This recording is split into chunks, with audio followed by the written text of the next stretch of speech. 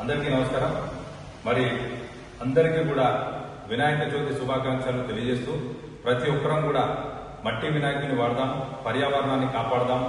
ప్రతి ఒక్కరి బాధ్యత కూడా మరి సమాజం పట్ల మనందరం కూడా బాధ్యతగా వ్యవహరించి ప్రతి ఒక్కరం కూడా మట్టి వినాయకుడిని వాడదాం, సీడ్ గణేష్ని వాడదాం.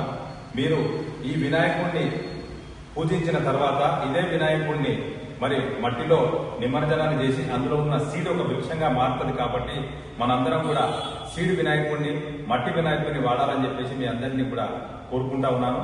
మనందరికీ కూడా మరొకసారి వినాయక చవితి శుభాకాంక్షలు. Thank you. జై తెలంగాణ.